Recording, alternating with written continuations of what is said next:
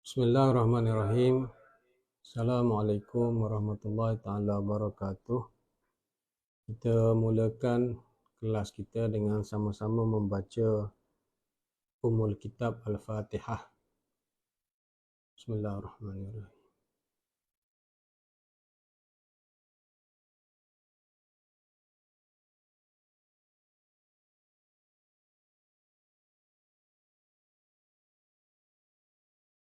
Alhamdulillah.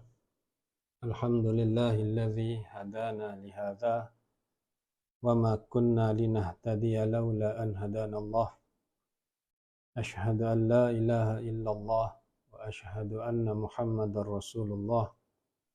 Allahumma salli ala Sayyidina Muhammad wa ala alihi wa ashabihi wa tabi'in wa tabi'ihim bi ihsanin ila yaumiddin, amma ba'. Pertamanya syukur kita kehadrat Allah Subhanahu wa taala. Pada malam ini kita diberi kesihatan yang baik dan kita diberi ruang masa untuk kita meneruskan perbincangan kita yang ringkasnya kita panggil macam kelas faraid di hujung minggu, tapi sebenarnya saya dah habis dah kelas faraid. Cuma kita sambung pula apa-apa yang berkaitan dengan pewarisan. Dia panggil ilmul mirath, pengetahuan tentang pewarisan. Maka ia adalah suatu perbincangan yang agak luas kerana kita juga bincang tentang instrumen. Seperti sebelum ni kita bincang tentang hibah, dan malam ini kita masuk tajuk wasiat. So kita bincang, kita tidak perlu tergesa-gesa, kita tidak perlu rushing apa semua, sebab kita tidak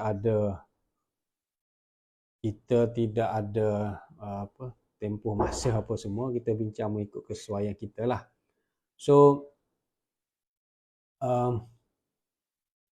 wasiat ni saya terus saja kepada presentation je lah.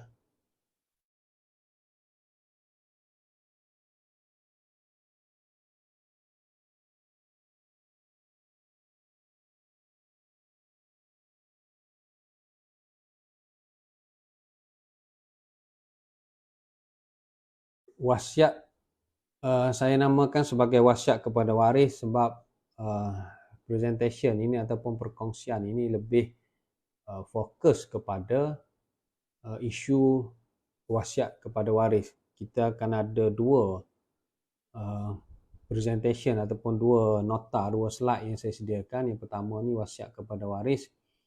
Yang keduanya ialah dokumentasi wasiat dan pelaksanaannya. Yang itu lebih kepada dokumentasi dan pelaksanaan. Yang ini lebih kepada isu wasiat kepada waris. Tapi dia tidak semestinya sekali kelas, sekali habis. Mungkin tajuk ni pun, mana slide ini pun, nota ini pun kita tak pasti berapa kali, sebab kita dalam sekitar 50 minit je saya ambil masa di hujung minggu ni untuk untuk kita sentiasa refresh bagi kebaikan kita bersama lah.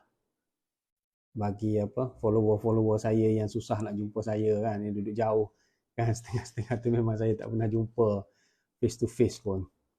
So wasiat ini secara ringkasnya, wasiat bermaksud suatu pesanan. Kita pesanan, kita menyampaikan sesuatu pesanan. So wasiat ini adalah pesanan si mati, dan wasiat ini adalah percakapan si mati selepas seseorang itu mati. Selepas kita mati, kita tak bercakap dah. Kan? Dah kita mati, mana kita nak bercakap? Tak boleh bercakap. Saya hari ni bercakap sebab saya masih lagi hidup. Tetapi ada dokumen yang akan bercakap bagi pihak kita apabila kita mati.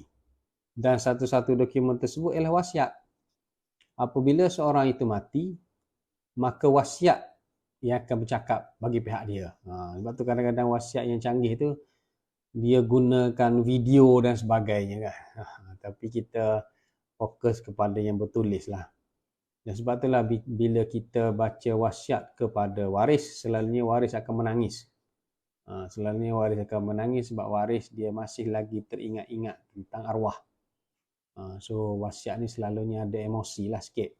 So kita boleh tulis wasiat supaya waris kita Ataupun kita boleh tulislah pesanan kita tu kepada waris kita di dalam wasiat. Cuma kita nak pastikan wasiat yang kita tulis itu memenuhi rukun dan syarat sebagaimana wasiat dalam Islam lah. Dia bukan main tibai macam tu je.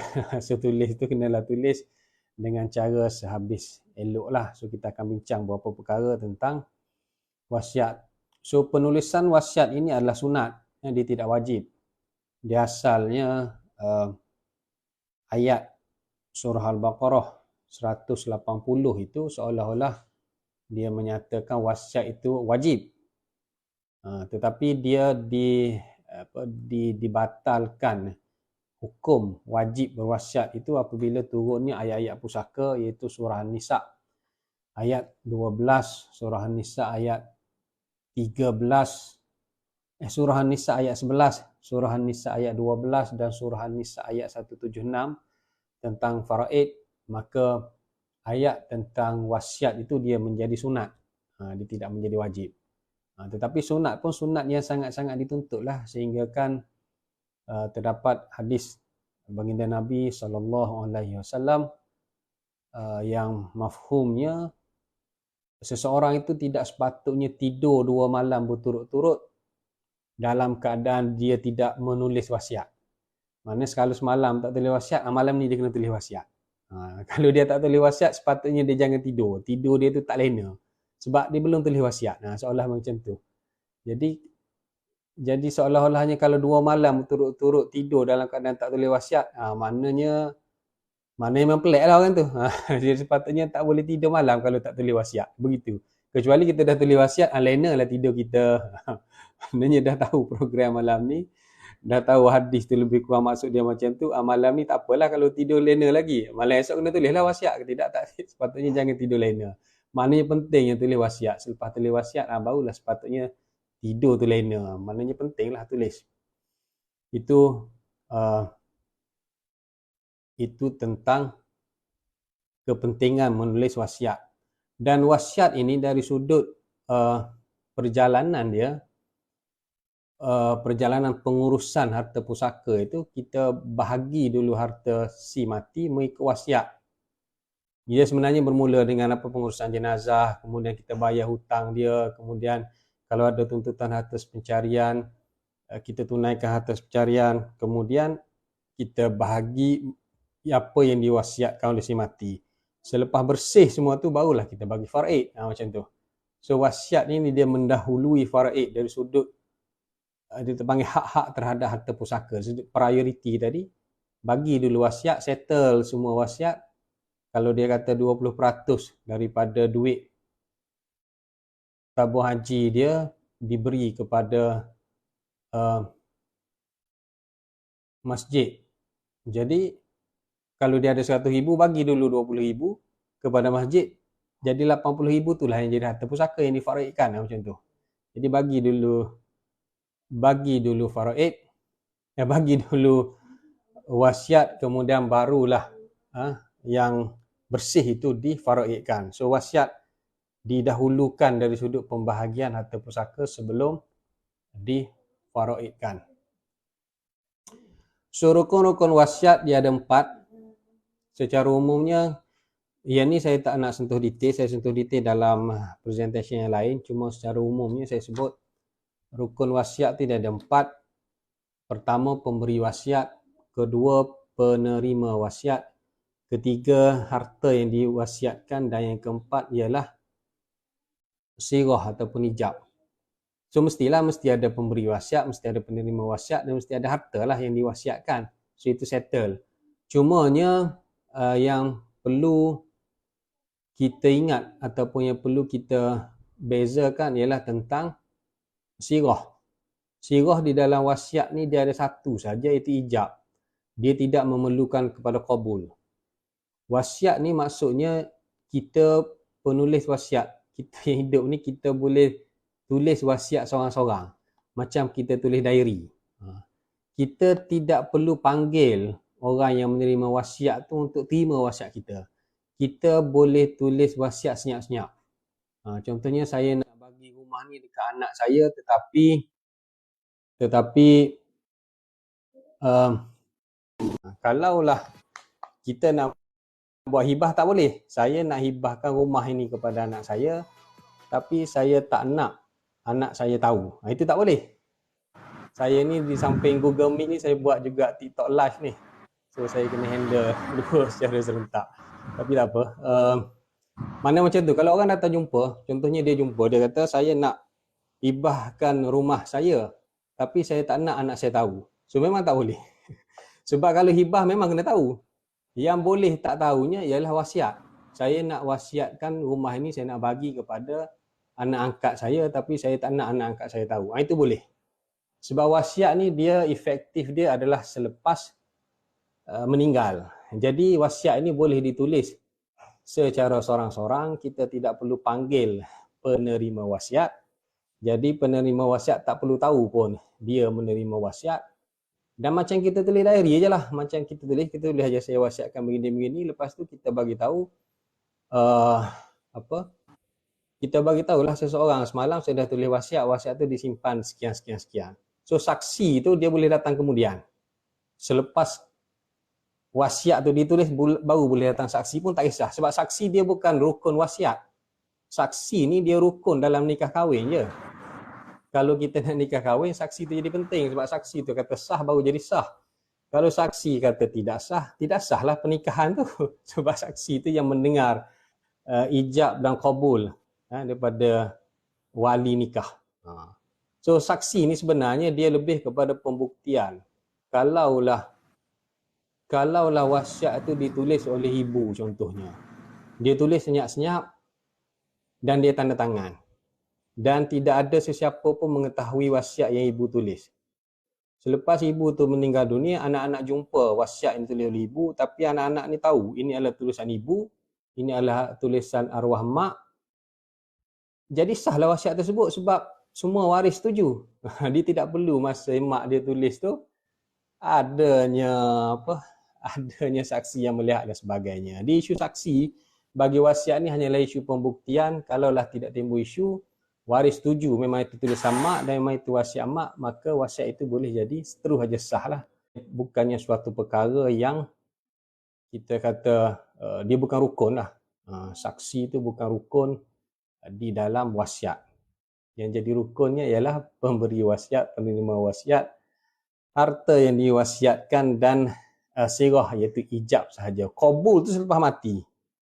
Qabul tu selepas daripada mati berqabul. Bila dibaca tu lah. So kandungan wasiat, ini kandungan wasiat moden. Kandungan wasiat moden, kandungan yang baiknya ialah susunan dia macam ni lah. Yang pertama tu mukaddimah lah. Mukaddimah tu macam-macam lah cerita bertakwalah kepada Allah. Itu macam-macam lah. Mukaddimah tu selawat kepada Nabi SAW dan macam-macam lah. Itu intro dia. Kemudian habis perkara-perkara intro tu, maka kita tulis yang pertamanya ialah tentang pelantikan wasi. Pelantikan wasi ni dia kena bezakan istilah wasi dengan istilah pentadbir. Walaupun tugas wasi dan tugas pentadbir hampir lebih kurang sama saja. Iaitu kita sudah pun melantik seseorang untuk mentadbir harta pusaka kita. Semasa kita pemilik harta ni hidup, kita dah pun lantik siap-siap. Dan kita tak perlu tahu pun wasi kita tu. Tapi lebih baik kita bagi tahulah. Sebab kalau tidak macam mana dia nak menjalankan kerja kalau kita lantik dia senyap-senyap. Tiba-tiba je lantik saya jadi wasi. Susah ke saya tak tahu siapa nak lantik. Kalau nak lantik saya jadi wasi, bagi tahu saya lah. Barulah saya tahu. Selalunya kita akan bagi tahulah wasi kita. Semalam aku dah tulis wasiat, aku lantik engkau menjadi wasi. Contohnya lah. Ataupun kalau kita buat dengan kalau kita buat dengan syarikat amanah, maka syarikat amanah lah wasi kita. Kalau kita buat dengan Majlis Agama Negeri, Majlis Agama Islam Negeri, maka Majlis Agama Islam Negeri telah menjadi wasi.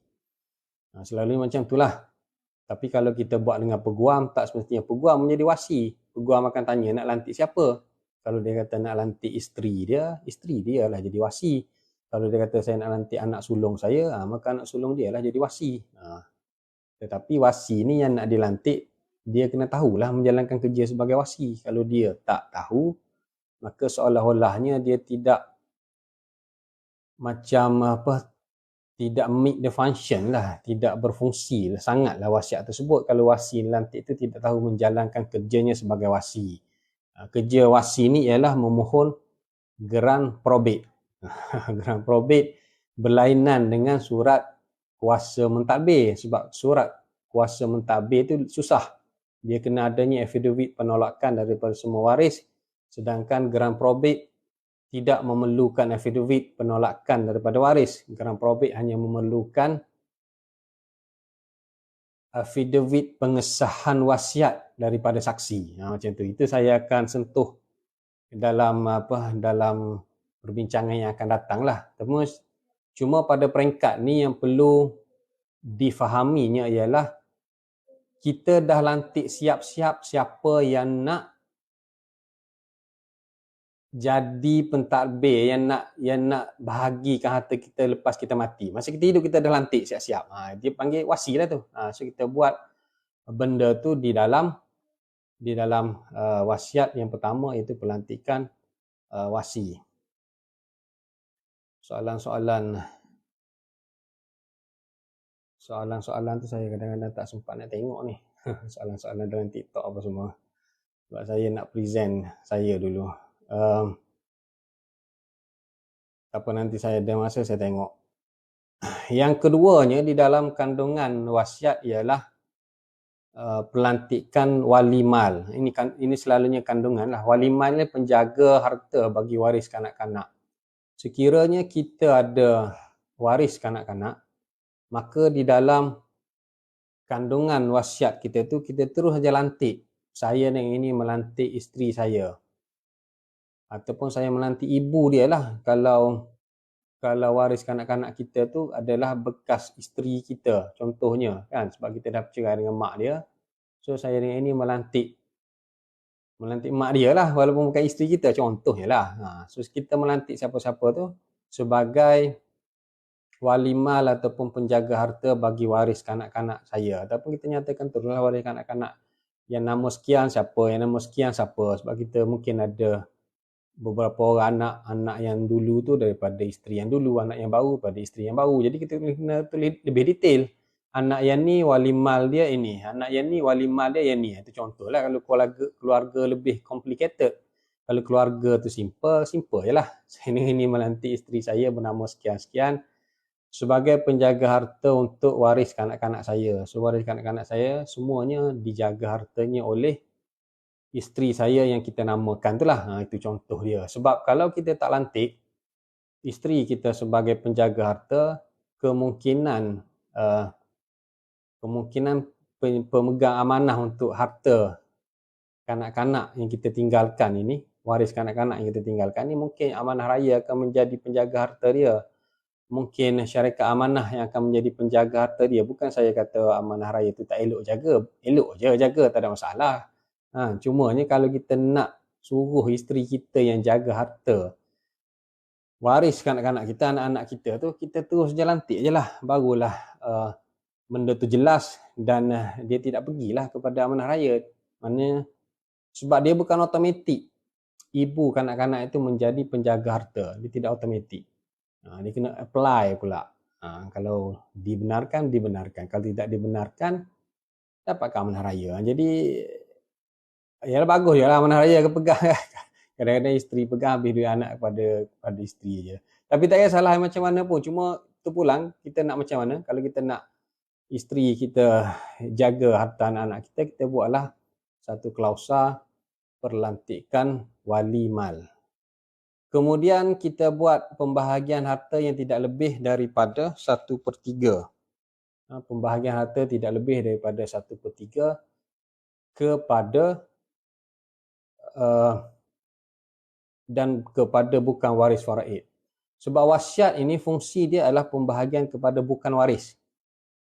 Kita tulis wasiat sebab kita nak bahagikan harta kepada bukan waris dan pada tahap ataupun pada takat 1/3. Pembahagian tidak lebih 1/3 ini berdasarkan hadis apabila Sa'ad bin Abi Waqqas, semasa Sa'ad bin Abi Waqqas sakit, bukan sakit yang kronik lah, dia mewasiatkan. Dia kata saya nak bahagikan semua harta saya ni. Sa'ad bin Abi Waqqas ni dia banyak harta juga. Dia ada banyak tanah yang kita kata lokasi tanah Sa'ad bin Abi Waqqas tu cantik. Dia tanah oasis, padang pasir yang oasis, bukan padang pasir kering. Padang pasir yang ada air lah, yang ada air dan adanya pohon-pohon kurma yang rimbun. Oasis kebanyakan tanah-tanah Sa'ad bin Waqqas ni tanah yang location dia strategik. So dia kata saya nak wasiatkan semua harta saya ini kepada seluruh muslimin dan muslimat. Seluruh umat Islam saya wasiatkan, saya sedekah semua. Saya wakafkan semua kepada umat Islam. Sebab Sa'ad bin Waqqas ni adalah panglima perang. Dia wasiatkan macam tu. Kemudian baginda Nabi sallallahu alaihi wasallam mendapat tahu maklumat tersebut. Maka baginda Nabi sallallahu alaihi wasallam menegur Sa'ad, wahai Sa'ad, cukuplah dengan 1/3 dan 1/3 itu sudah pun banyak. Sesungguhnya meninggalkan waris dalam keadaan kaya lebih baik daripada meninggalkan waris dalam keadaan meminta-minta. So wasiat ini tidak boleh lebih daripada 1/3. Sebab kalau kamu wasiat lebih daripada 1/3, dibimbangi waris pula tak ada harta. Sebab semua dah diberi kepada muslimin muslimat, so waris pula terpaksa mencari harta yang lain. Jadi ini akan memudaratkan waris. Jadi kamu tinggalkan kekayaan kamu tu kepada waris. Meninggalkan waris dalam keadaan kaya lebih baik daripada meninggalkan waris dalam keadaan meminta-minta. Sebab asalnya kamu ada harta tapi kamu wakafkan semua 100%. So itu tak boleh. Dia hanya boleh setakat 1/3 sahaja maksimum. Maka 2/3 tadi hendaklah ditinggalkan kepada waris untuk waris bahagikan harta itu secara faraid. Dan wasiat asalnya ialah kepada bukan waris. So apa jadi kalau kita wasiat kepada waris? Itulah yang akan kita bincang selepas ini dan selepas ini. So seterusnya kandungan wasiat bila dah habis ABC tadi, yang akhir sekali kita tinggalkan pesanan. Pesanan-pesanan yang kita tinggalkan dalam wasiat ini, dia akan selalunya kita tinggalkan pesanan-pesanan, contohnya bertakwa kepada Allah, jagalah silaturahim, macam tu aja. Tapi kalau kita tinggalkan pesanan-pesanan yang mengarut, benda tu tidak binding. Maknanya benda tu tidak mengikat waris. Contohnya saya pesan supaya anak perempuan bongsu saya ini berkahwin dengan peguam penulis wasiat. Itu mengarutlah tu. Kan? Kita tulis macam tu, rupanya dia setuju. Kita bergurau aja dengan dia. So itu semua tak boleh. Saya wasiatkan supaya cucu saya berkahwin dengan sekian-sekian. Kadang-kadang cerita dalam novel macam-macam. Dia wasiat supaya orang tu berkahwin dengan orang ni. Itu semua mengarut.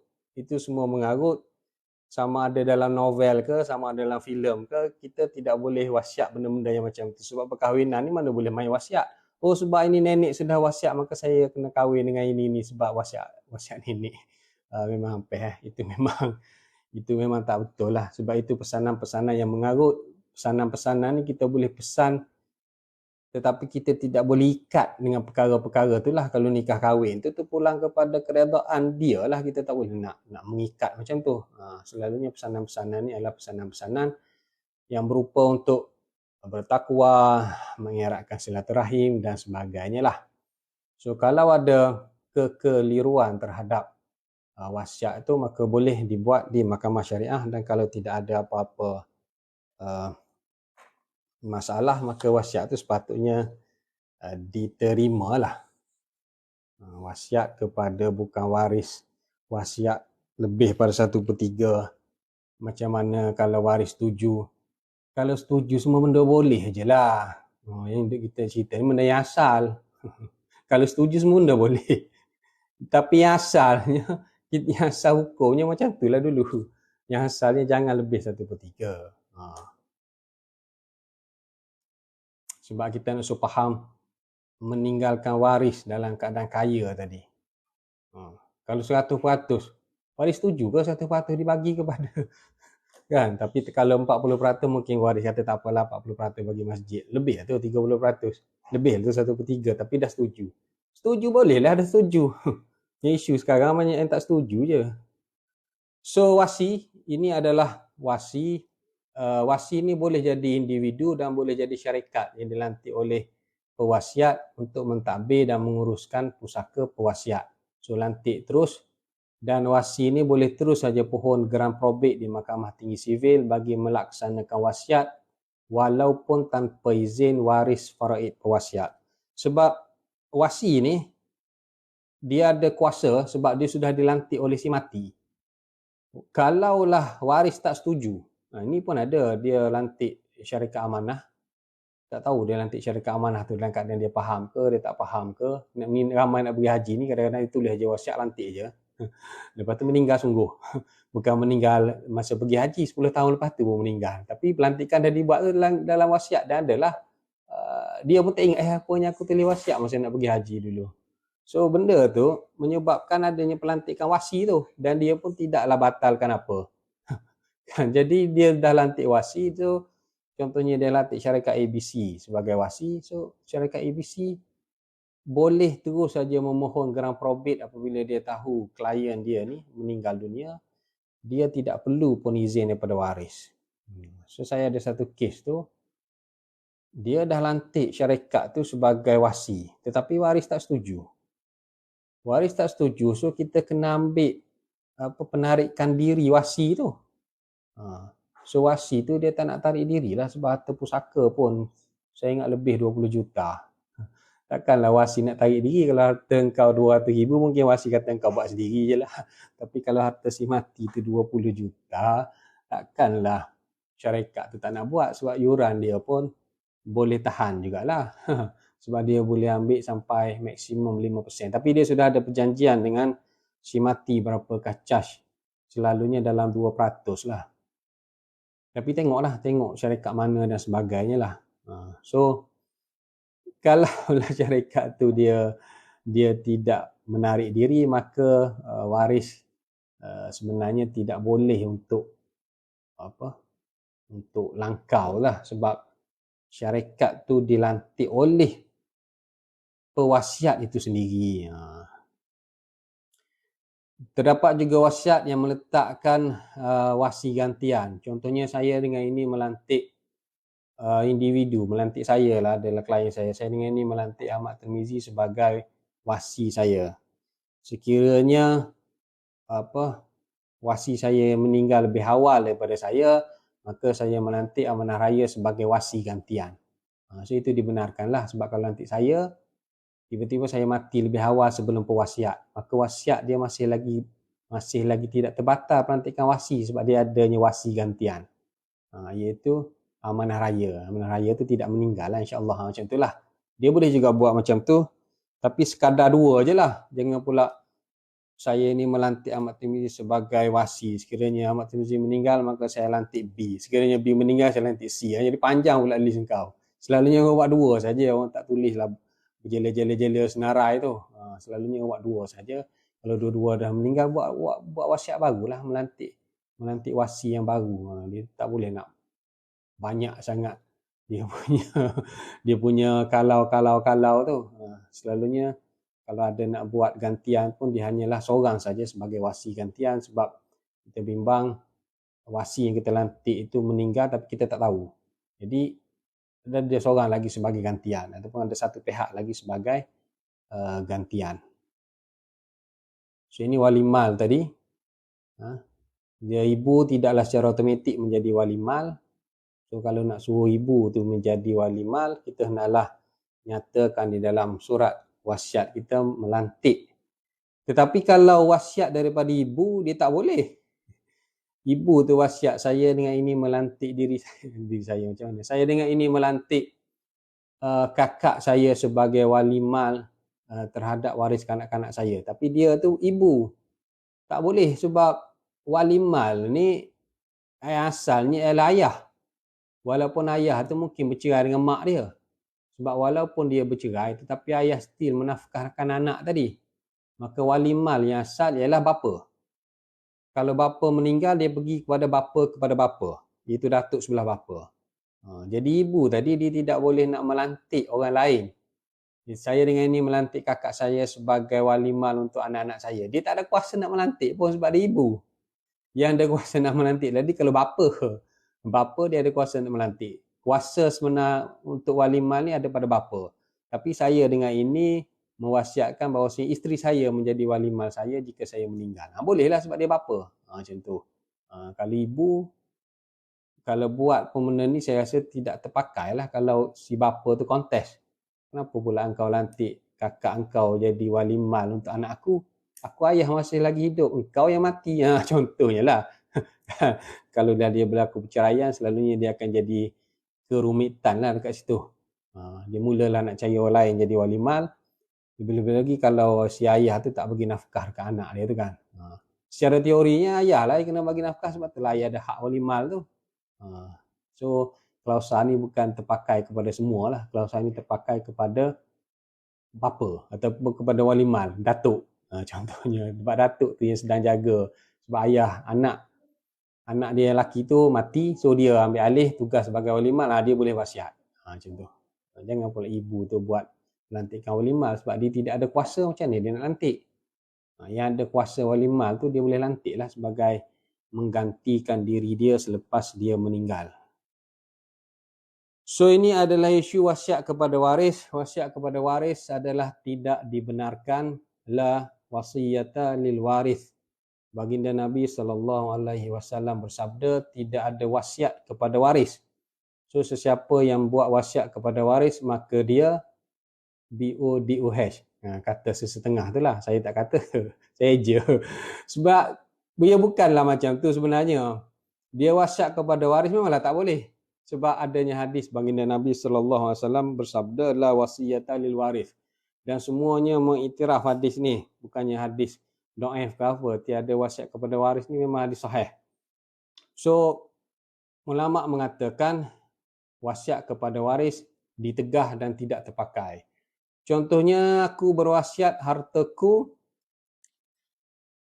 5,000. Itu supaya diberikan kepada anakku Fatimah sebanyak 3,000 dan anakku Hasan sebanyak 2,000. Ini ayat daripada kitab saya ambil ni.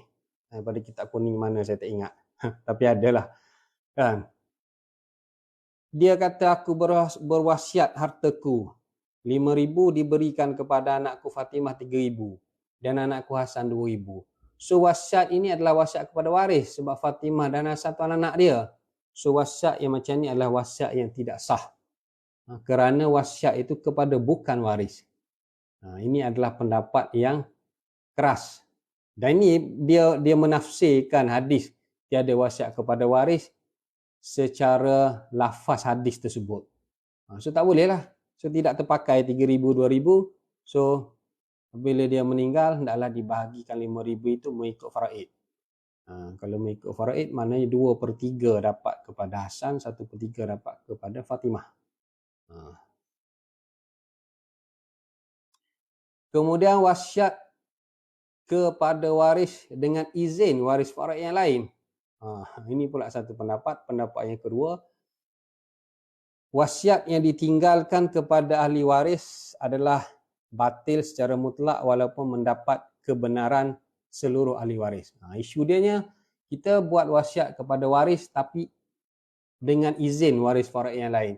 Izin tu adalah izin selepas mati, bukan izin semasa tulis. Semasa tulis memanglah izin. Dah ayah duduk kat situ tanya anak setuju je, tak setuju nak kena kau. So izin tu naklah kita tanya selepas pewasiat itu meninggal. Dan kalaulah pewasiat itu meninggal memang waris izin juga. Saya dengan ini mengizinkan juga wasiat kepada waris tadi. Maka dia ada dua pendapat. Ada pendapat yang mengatakan wasiat yang ditinggalkan kepada ahli waris adalah batil secara mutlak. Walaupun mendapat kebenaran seluruh ahli waris. Waris izin pun batal juga. Sebab dia membaca ataupun dia menafsirkan hadis la wasiyata lil waris itu secara zahir hadis tersebut. Macam tu. So tak boleh lah. Tak boleh buatlah wasiat kepada waris kalau mengikut pendapat yang pertama. Tapi kalau mengikut pendapat yang kedua, wasiat yang ditinggalkan kepada ahli waris adalah sah jika mendapat persetujuan daripada ahli waris lain selepas kematian pewasiat. So kalau ahli waris lain setuju, dia wasiat kepada waris. Contohnya tadi wasiat kepada Fatimah 3,000, wasiat kepada Hasan 2,000. Dan itu sahaja ahli waris dia, Hasan dengan Fatimah, dan Hasan dengan Fatimah setuju. So sahlah wasiat tersebut sebab mendapat persetujuan. Cumanya persetujuan ni dia bukan macam tu je. Dia bukan, oh dah ayah buat wasiat macam tu, kita setuju aje lah. Dia bukan. Dia kena kira faraid dulu. So apabila contohnya yang tadi, dia kata saya wasiatkan 5,000 tu, Fatimah ambil 3,000, Hasan 2,000. Kita tak boleh aja terus tanya, okey Fatimah dengan Hasan kau setuju tak? Setuju sebab ini wasiat ayah. Tak. Kita kira dulu, Hasan, bahagian kau sebenarnya lebih banyak daripada Fatimah sebab kau anak lelaki. Kau sepatutnya 2/3 dan Fatimah 1/3. Tetapi ini adalah wasiat yang mana ayah kau bagi dekat Fatimah 3,000, kau 5,000. 2,000 daripada duit 5,000. Sekarang kau setuju atau tidak? Kita kena kira yang faraid tu dulu. Bukannya terus aja setuju. Setuju benda faraid pun tak tahu. Sedangkan membahagikan harta pusaka secara faraid adalah wajib. Tilka hududullah, surah An-Nisa ayat 13. Jadi kira faraid dulu. Kalaulah mai setuju macam tu, matilah ilmu faraid. Tak ada orang belajar faraid sebab semua dah setuju dengan wasiat. Tak boleh. Faraid jadi wajib. Kira faraid dulu. 1/3 daripada 5,000 tu berapa? 2/3 daripada 5,000 tu berapa? Bagi tahu Fatimah, duit engkau ringgit Malaysianya sekian-sekian, bagi tahu Hasan ringgit Malaysia engkaunya sekian-sekian untuk faraid. Tetapi adanya wasiat macam ni. Kalau wasiat macam ni, Hasan hanya akan dapat 2,000, Fatimah dapat 3,000. Sekarang setuju ke tak setuju? Baru tanya setuju tak setuju. Setuju. Sahlah wasiat. Bukan sahnya wasiat, setuju tu sebab dia sudah muafakat secara takharuj mengikut ilmu faraid. Dia panggil takharuj, bukan setuju persa wasiat. Wasiat tu dia hanya ambil, kita panggil apa? Dia hanya ambil spirit, ruh wasiat. Tetapi persetujuan itu adalah mengikut takharuj. Di dalam ilmu faraid yang saya sudah bincangkan takharuj sebelum pada inilah berbulan-bulan lepas dah. Mungkin lama lah saya bincang pasal takharuj tu. So persetujuan itu adalah persetujuan secara takharuj. So dia adalah persetujuan secara faraid, bukan persetujuan secara wasiat persa dia panggil. Wasiat tu tidak sah sebenarnya. Tetapi kenapa pembahagian itu sah? Kerana takharuj. Macam tu. Cuma bahasa mudahnya kerana mendapat izin daripada waris yang lain. Jadi si Hasan tadi dia sudah melepaskan hak dia kerana menghormati wasiat. Itu isu lain lah sebab dia menghormati, itu spirit. Itu. Tetapi kalau dia kata, saya nak hak faraid saya, dia tidak berdosa pun. Hasan tak berdosa pun kalau dia tak setuju. Bukannya Hasan, kau tak setuju dengan wasiat bapa kau, maka kau anak derhaka. Tak ada pun. Tak ada derhaka pun sebab itu adalah hak dia. Macam tu. Tapi kalau dia setuju, settle. Tapi kalau dia tak setuju, settle juga. Settle cara tak setuju. Kalau dia setuju kerana takharuj ilmu faraid. Berasaskan kepada ruh wasiat. Dia bukannya, kalau setuju ketika wasiat lah. Kau tahu ke tak faraid kau berapa? Tak tahu. Tak ada orang kira. Kau pun tak kerti nak kira. Tanya chat GPT pun salah jawab. Tapi nasib baiklah ada kalkulator faraid yang boleh jugalah kira setengah tu kan. Jadi penting faraid lah dulu. Penting faraid sebab wasiat ni dia kepada bukan waris. Kalau waris memang faraid. Tiba-tiba waris setuju dengan wasiat kerana dia setuju secara takharuj dalam ilmu faraid. Macam tu. Itu dia punya huraian dia. So dia bukannya setuju macam tu. Kadang-kadang saya tak tahu perunding-perunding pusaka bila dia pergi jumpa pewasiat-pewasiat ni dia explain macam mana. Ataupun si pembaca-pembaca wasiat ni apabila dia baca wasiat, adakah dia cerita hak waris mengikut faraid ataupun dia baca je pun dia tanya setuju tak? Saya tak tahu SOP dia macam mana. Tetapi yang sepatutnya dibuat, kira faraid dulu sebab faraid itu adalah wajib. Setelah tahu faraid barulah kata ini wasiat. Kalau dah tahu faraid tak setujulah. Tak setuju lah. Sebab wasiat bukan kepada waris. Itu dia punya cara dia. So wasiat kepada waris kemudiannya menjadi bukan waris. Apabila seseorang berwasiat kepada warisnya dan ketika dia meninggal dunia, penerima wasiat tersebut tidak lagi menjadi ahli waris, maka wasiat tersebut adalah sah. Sebab nak tentukan seorang itu waris atau tidak waris, kita kena tengok waktu pewasiat itu mati. Waktu dia tulis wasiat, orang yang dia bagi itu ahli waris. Jadi dia wasiat kepada waris. Tapi bila dia meninggal, waris itu menjadi bukan waris. Contohnya dia wasiat kepada saudara kandung dia, lelaki. Dia wasiatkan kepada abang dia. Pada masa itu dia tak kahwin lagi. Saya dengan ini mewasiatkan rumah saya ini kepada abang saya. Dibahagikan kepada abang saya, contohnya. Pada masa itu abang dia adalah waris. Lepas tu dia kahwin dan dia ada anak lelaki. Maka wasiat dia kepada abang dia tadi menjadi sah. Sebab abang dia adalah bukan waris. Sebab tu bila dia ada perubahan status faraid dia tu, dia kena tukarlah wasiat tu. Tiba-tiba anak lelaki dia kata, kenapa bagi wasiat dekat abang, dekat Pak Long ataupun dekat Pak Su, sedangkan dia ada anak lelaki kan. Oh, ini wasiat lama tulis ni zaman bujang. Habis tu kau tak batalkan. Kau tak batalkan, maka wasiat kepada abang kau tadi adalah sah setakat 1/3 lah, sebab dia bukan waris. Wasiat ni jangan main-main juga. Kalau dulu dia adalah bukan waris, tapi bila dah status tu menjadi kalau dulu dia waris, tapi bila dia ada waris lah yang anak lelaki, so abang dia jadi bukan waris, so wasiat kepada abang dia jadi sah lah. Wasiat kepada abang dia asalnya dulu tak sah sebab abang dia tu adalah waris. Kemudian bila dia mati tu, sebab dia dah ada anak lelaki, maka wasiat kepada abang dia jadi sah.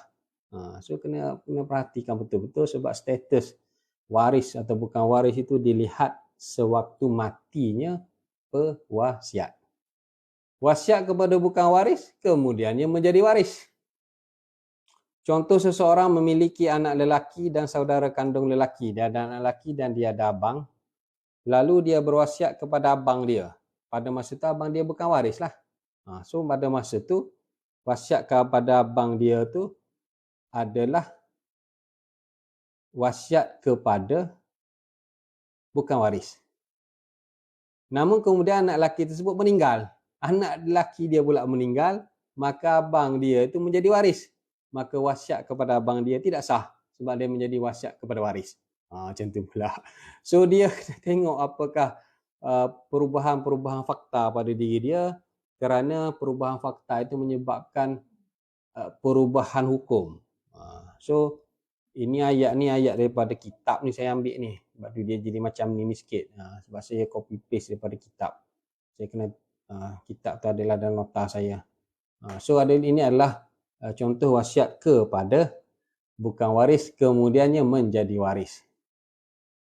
Kemudian wasiat kepada waris tanpa izin waris faraid yang lain. Tadi kita kata wasiat kepada waris dengan izin. Sekarang ni dia wasiat juga kepada waris tapi tanpa izin. Tanpa izin ni lah yang jadi sedikit kontroversi. Wasiat kepada waris tapi tanpa izin waris faraid yang lain. Saya tak setuju wasiat kepada waris sebab saya nak bagi ke faraid, contohnya. Terdapat pendapat yang mengatakan bahawa wasiat adalah sah setakat 1/3 daripada harta si mati walaupun tanpa izin waris faraid yang lain. Boleh juga wasiat kepada waris walaupun tanpa izin waris, tetapi pada kadar 1/3. Ini pendapat yang sebenarnya pendapat minoriti. Pendapat yang minoriti, dan ini adalah pendapat Imam Al-Hadi, An-Nasir, Abu Talib, Abu Abbas daripada Zaidiyah dan mazhab Imamiyah. So daripada Syiah lah, Syiah 12. Walau bagaimanapun dia daripada Syiah ke daripada mana, tapi pendapat inilah yang di-codified, yang dikanunkan di negara Mesir, Sudan, Syria, Emiria Arab Bersatu, Iraq dan Iran. Ini bukan saya yang buat kajian, ini pensyarah-pensyarah kita yang buat kajian. Saya cuma ambil dan ringkaskan. Maknanya di negara-negara Mesir, Sudan, Syria, Emiria Arab Bersatu, Iraq dan Iran, kanun wasiat di negara mereka membenarkan seseorang itu berwasiat kepada waris. Dan sah wasiat tersebut walaupun tanpa izin waris asalkan kurang daripada 1/3. Tadi kata tak sah. Ya, kata tidak sah. Kemudian dikatakan sebagai sah jika mendapat izin. Rupa-rupanya ada juga pendapat yang kata sah juga walaupun tanpa izin, cuma pada kadar 1/3 sahaja daripada keseluruhan harta pewasiat. So saya ingat saya hanya nak bincangkan setakat tu saja untuk yang sesi ini. Kita akan lihat apakah peruntukan di negara kita tentang wasiat ini. Bagaimana wasiat kepada waris di negara kita? Apakah statusnya, apakah amalannya? Adakah negara kita berpegang kepada tidak boleh wasiat kepada waris walaupun dengan izin waris, ataupun boleh berwasiat kepada waris hanya dengan izin waris, ataupun boleh juga berwasiat kepada waris walaupun tanpa izin waris. So macam mana status di negara kita? Saya tinggalkan soalan itu dan itu yang akan kita bincangkan pada minggu hadapan lah.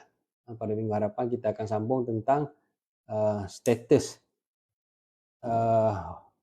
wasiat kepada waris di negara kita mengikut enakmen yang ada di negara kita. Di negara kita ni kita cuma ada 6 negeri sahaja yang ada enakmen.